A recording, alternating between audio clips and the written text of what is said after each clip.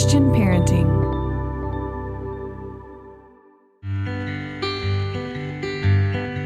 Aloha, friends! Welcome to the Boy Mom Podcast, powered by Christian Parenting and hosted by my mom, Monica Swanson. On the Boy Mom Podcast, it is our goal to provide you with practical advice and biblical wisdom for raising boys in this sometimes crazy world. You can find show notes for the podcast over at monicaswanson.com/podcast. We're so glad you're here.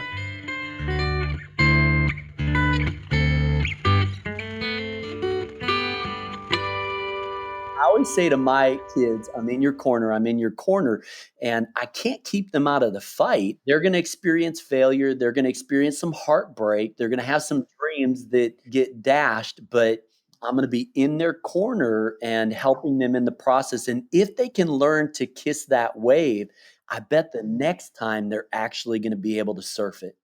Aloha, friends. I hope you had a wonderful Christmas. And thinking back to episode 85 with Alexander Kirkendall, we're still in the Christmas season. It's Christmastide now if we're celebrating the 12 days of Christmas. I just hope you're savoring the season. Now, you are just listening to a few words from this interview with Mark Batterson, and I'm so excited to get to share this interview with all of you.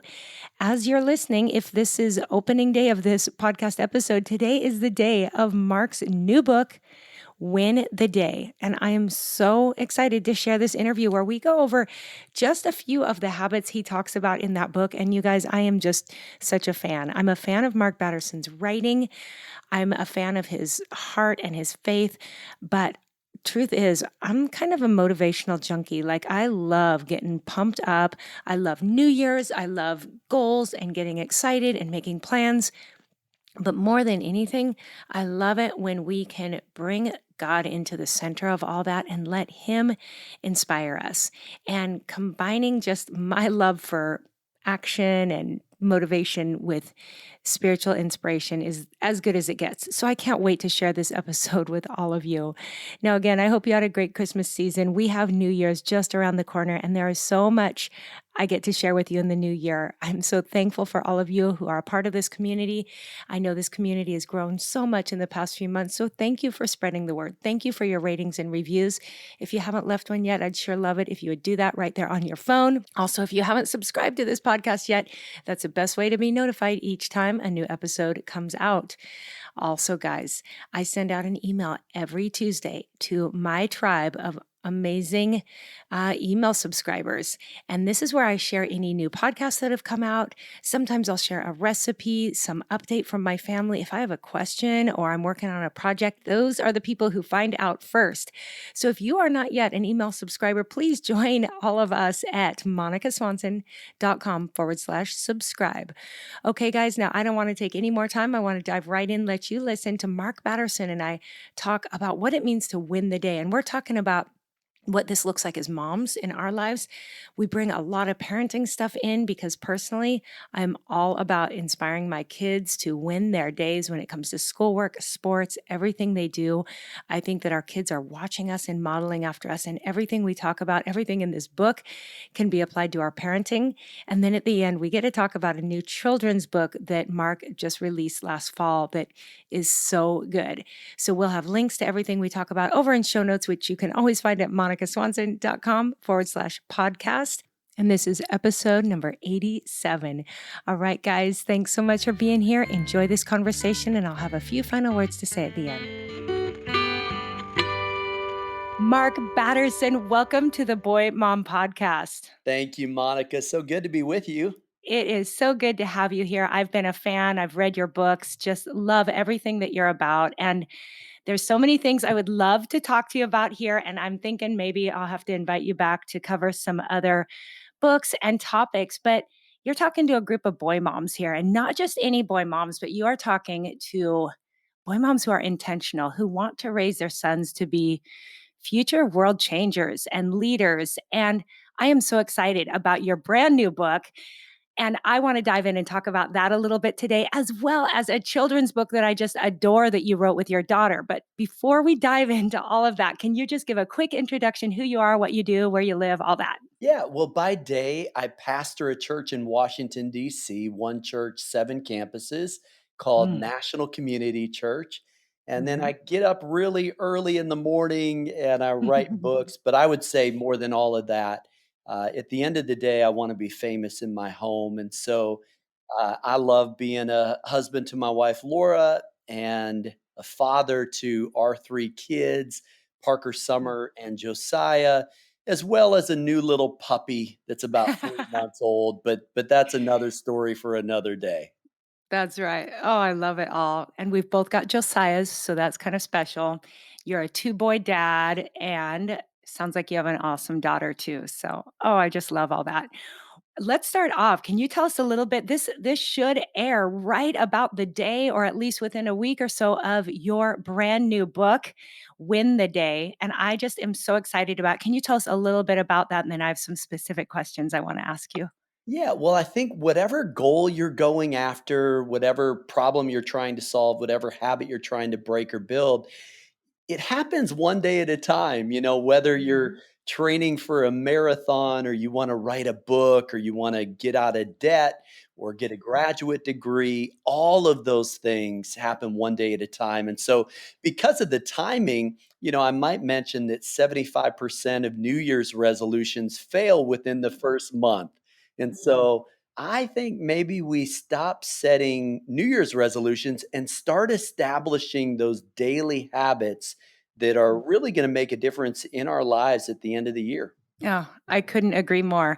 And I just love this so much. I think maybe because there's a part of me that is just like a big motivational, like I was an athlete growing up, but I think I've got a cheerleader in me. Like I just love to get really hyped up and talk motivational stuff. But I also see where so often people do that, but they kind of leave God's word and God's sovereignty out of it. And the way you're able to bring God in at the head and yet cheer us all on to develop daily habits that really take out, it's not like we just sit back and let God do all the work. We have to be involved too. And I am so big on daily habits, on hard work. I'm raising competitive surfers, and my sons are going to be reading this book. Like they love to find, ways to improve what they're all about. So I'm just super excited about it for all the boy moms out there who are raising sons who want to be excellent human beings. So I'm really glad you wrote this one. Well, thank you, and I live by this kinda two-sided truth that you have to pray like it depends on God, but you also have to work like it depends on you. I think God really honors that work ethic, and so whatever it is, if you work at it long enough, hard enough, and smart enough, I really believe that almost anybody can do almost anything, and the other thing I would add to the equation, Monica, is that I do believe that potential is God's gift to us, and then what we do with it is our gift back to God. And so every single day is just such an amazing gift. And I think we have to remind ourselves of that if we're really going to steward every single day the way that God intended. I love that. I know you've been on a number of podcasts, and I forget which one. I heard you talk about just that thing of adventure and how walking with God is supposed to be an adventure. And that's something I focus on a lot in my book, Boy Mom, just encouraging moms to realize that boys were made for adventure. And I just love that when we are walking with God, every day can be an adventure. So I love that you focus so much on that. Well, thank you. And I might just add one little thought and it's one of our mantras in the Batterson family. Don't accumulate possessions, accumulate experiences. And so Mm. it is that idea of choosing adventure.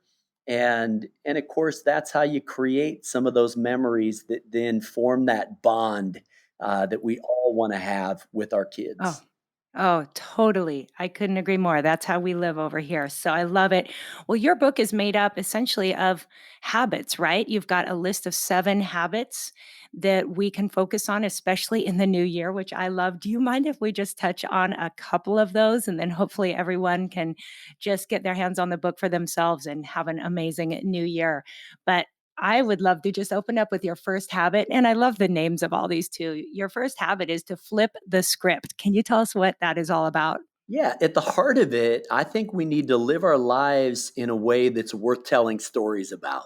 if you want to change your life, you really do have to change your story. And so, Monica, if you stop and think about it, all of us are born into someone else's story. And so our three Mm. kids were born into a story that God was writing in my life, in Laura's life. And the same would be true with all of us. But at some point, we've got to understand that God really is writing his story. And I kind of like putting a hyphen in that word history, that God Mhm. is writing his story through each and every one of us. And so if we don't like the way our lives are going right now, maybe we're telling ourselves the wrong story. Maybe we need to give full editorial control to the author and perfecter of our faith. And when we do that, in my experience, God can write a lot better stories than we can. Mm.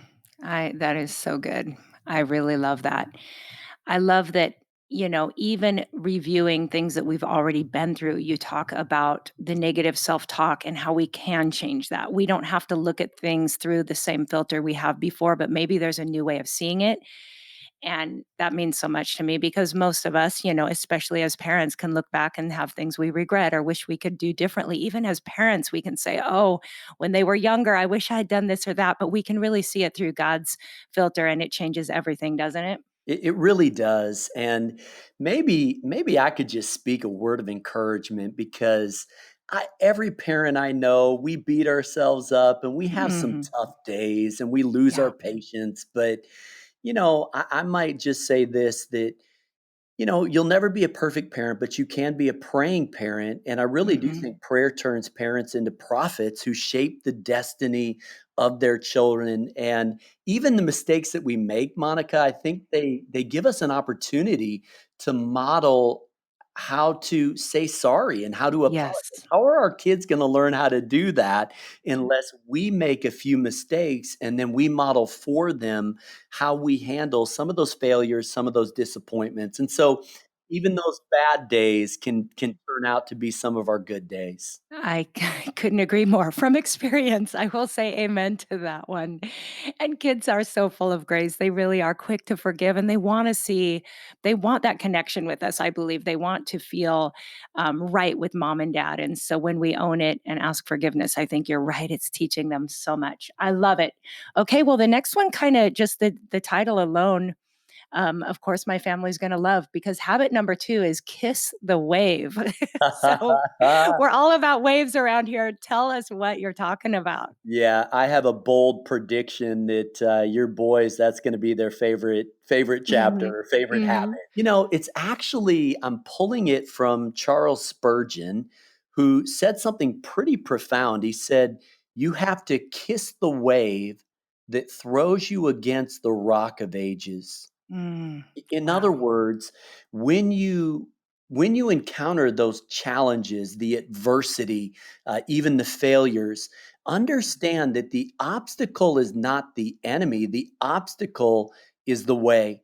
And I might just take a moment to share this little story because I think all of us, immediate family, extended family, almost all of us know someone who has gone through a physical challenge or maybe gotten a tough diagnosis. And so I actually share the story of my wife who, mid 40s gets diagnosed with breast cancer. Mm. Yeah. And really the turning point in that battle, and it is scary. Listen, if that's Yes. you and you're listening and you're scared, that is Mm. the normal reaction. But perfect Yeah. love casts out all fear. I would say that Yes. first. And Mhm. then second, Laura was reading this poem and it posed the question, what have you come to teach me? And Monica, that was a turning point Mm. for us Yeah. because we realized that there were some things that maybe we needed to learn. And I can say that, praise God, she fought that battle. She came out the other side. She's probably healthier than she's ever been, for which we are profoundly grateful. But I would say that the key moment was kissing the wave. It was saying, what have you come to teach us? And Mhm. it really threw us against the rock of ages. But I think we're more grounded. And I think we probably love each other and take each other a little Mhm. less for granted after a moment like that. And so those who might be going through a tough time, I think that habit is a hard one, but it's a critical one in the process of winning the day. Wow, that is huge. Thank you for sharing that story. It's so encouraging. And I do think as parents that the younger we start to teach our kids to look at obstacles this way and to recognize that there's a lesson to be learned there, that's just a great tool for parents and what a benefit they're giving their kids as they grow up to see already have that perspective. So I love it. Okay. Habit number 3. This was a fun one again. Eat the frog. And it says, if you want God to do the super, you've got to do the natural. So good. Talk to us. That's really good. Yeah, well, Mark Twain is famous for having said, If you ever have to eat a live frog, do it first thing in the day because then the hardest thing is behind you," which is to So me good. hilarious. Like, I have Yeah. no idea where that thought came from, but it is that idea that if you procrastinate those difficult challenges, they only get harder. Tough decisions always get tougher. And so part of what I'm advocating with that third habit is, how do you hit the ground running? And I want to be careful. For some people, it might be getting up and doing sit ups or push ups. But for other people, Monica, it might be getting up and getting into God's word, or even Hmm. spending a few moments in meditation. I think we each have to figure out, what are those rhythms and routines, those daily rituals that are going to produce the kind of results that we want at the end of the week, end of the month, end of the year. And so the goal there is to maybe push us a little bit to eat the frog.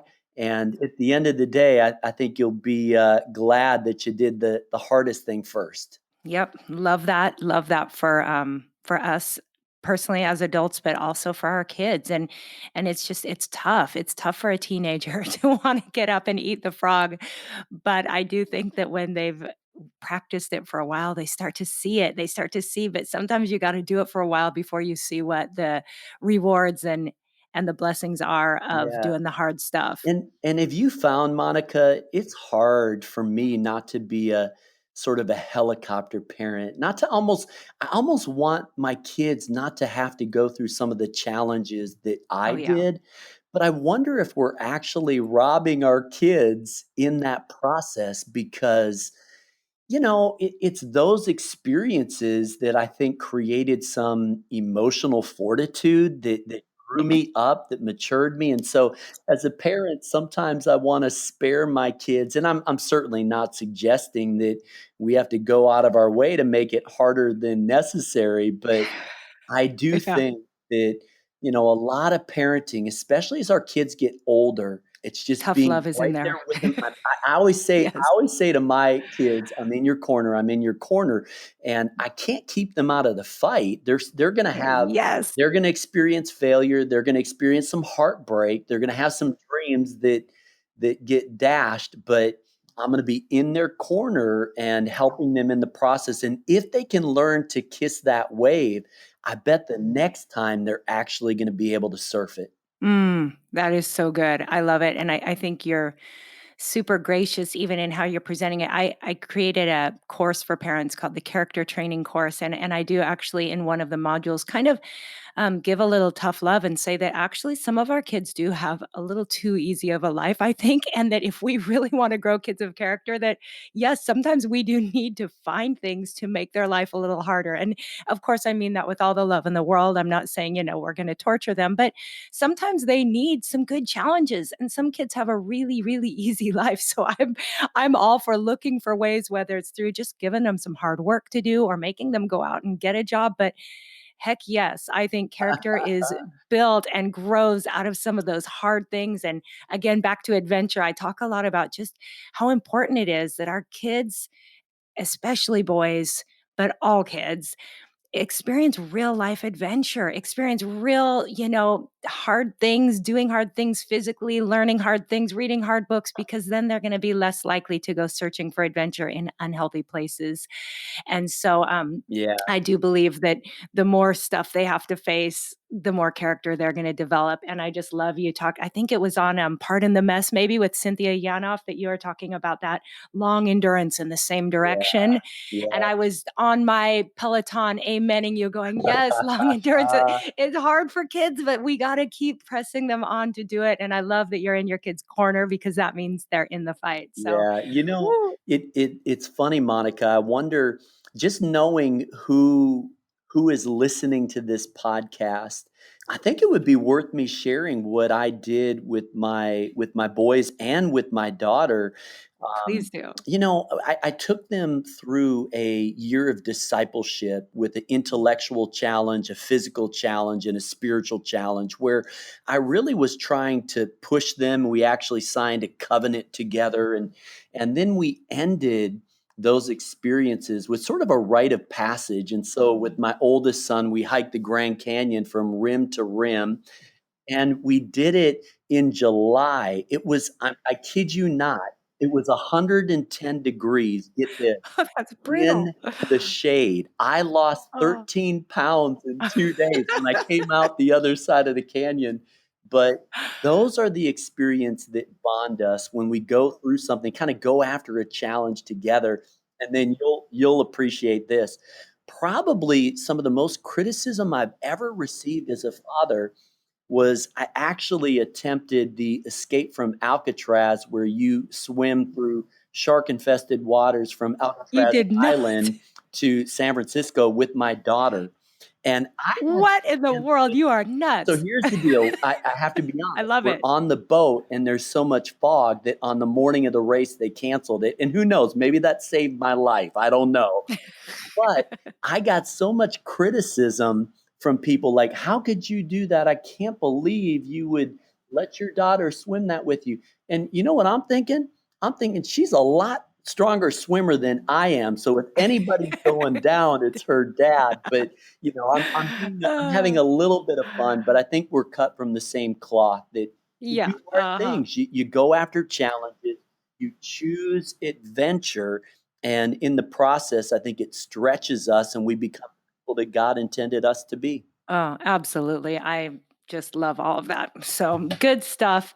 There are four more great habits that I love and I could dive into and talk to you all day, but I'm going to let everyone get the rest of them in your book, which should be available by the time people are listening to us. So I'm excited about that. But before we sign off, I have to touch on something else because I have so enjoyed reading your children's book, God Speaks in Whispers. And I just didn't want to end this conversation without just touching on that briefly. It is so beautifully written and the illustrations are so great. And this is something you wrote with your daughter, right? It is. And so it was pretty special, Monica, because some of my best memories as a dad are reading those bedtime Hmm. storybooks when Yep. our kids were little. And those are sacred moments. Now, I know that, if you have little kids and you're listening, sometimes you're so tired, you want to tuck them into bed and check out. But Hmm. those are holy moments. Those are opportunities when you have a captive audience, and so many wonderful memories. And then to be able to turn around and write a book with my daughter, I have to say, is really one of the great joys of my life. Oh, I just love it. And it's such an important topic. It's something that I think, why don't you just tell us a little bit about it from how it came together or what made you decide to write this and what we could learn from it? Yeah, absolutely. So I wrote a book a couple of years ago called Whisper: How to Hear the Voice of Mm, God. And, so good. it's for big people, but I have learned that kids actually have a unique advantage. Now, we know this is true. Kids can pick up a second language faster than their parents because there's something about the way that they're wired that they can absorb it. And in the same way, I think kids have a unique ability to hear the voice of God. And so we wanted to then take that book Whisper and turn it into God Speaks in Whispers for kids. And the Mm, idea is very few of us will hear the audible voice of God between 20 and 20,000 hertz. God usually speaks in ultrasonic or infrasonic. He speaks through creation, he speaks mm, through people. He speaks through promptings. He speaks through dreams and through doors that he opens and closes. I think kids are able to begin to hear God's voice. And so, really, the goal is to create some of those moments, maybe around bedtime, where a parent is reading to a child and it creates this conversation. Have you ever heard the voice of God? And is it possible to maybe hear his voice when a bird chirps or when you see a big blue glacier or all of these moments when you're having fun with your friends? And so, like any other parent, I love those feel good books, Goodnight Moon or Moose with a Muffin. Those are great. Yeah. But we wanted to write something that would maybe create some conversations that would begin to seed faith and begin to shape the heart of kids at a very early age. I love it. And I just love, did you say your daughter's got the gift of rhyme? Because it's just so cute. It She, flows so well. yeah, I have to give credit for the rhyming to her. And I promise you, I did none of the illustrations, which are absolutely Oh, beautiful. But they're so good. it's a pretty special book. Yeah, and you say it's for about 3 to 7 year olds, is that right? Yeah, I would say it's for 3 to 7 year olds, but it kind of reminds me of like Pixar. It's for kids, but let's be honest, Sure. Monica, it's for big Yeah. people, right? I was just gonna say, because my 10-year-old loved hearing it, and I read it out loud to my husband, and he was like, "That's good. That's good. Good I theology, think good everything." it's fun. It's fun for big people too. Yes, well, we'll be linking to that in show notes as well. Well, Mark, you're a busy guy. I don't wanna keep you. It's launch week. There's a lot going on, but what an awesome way for us to all go into the new year with your brand new book, Win the Day, but also hopefully people can get God Speaks in Whispers to read it to their kids and benefit from it as parents as well. So before we hop off, can you just tell people if they want to track you down right now and follow you online, where's the best place to find you? Yeah, thanks, Monica. It's at Mark Batterson on Twitter, Instagram, Facebook, and then markbatterson.com. In fact, folks can download a chapter of the book. I even have 7 steps to setting life goals if someone's interested in doing that kind of as a little bit of an exercise going into a new year. But would love to connect with people in those places. So good. You can take your kids, if you've got older kids, especially through those. That would be awesome. Good thing to do in the new year with your children. So, oh, well, Mark, thank you. Thank you so much. You are such an encouragement and an inspiration to me. So just appreciate your time here talking to all the boy moms. Thank you so much. Hey, Monica, thanks so much. God bless and Happy New Year. Aloha. All right, guys, I hope you enjoyed that and maybe got a little bit pumped up like I did. I just love chatting with Mark. He's an amazing guy and really, he's written so many good books. So I'll link to a few of our favorites in the show notes, which are once again over at monicaswanson.com/podcast, or you can go directly to episode -87. Thanks for being here. Get ready for an amazing new year ahead, guys. We're finally wrapping up 2020. Isn't that a good feeling? And I have great hope and expectation for a much better year ahead. God will never leave us or forsake us. And I believe he's got great stuff ahead for all of us. So guys, have a wonderful rest of your week. And until next time, aloha.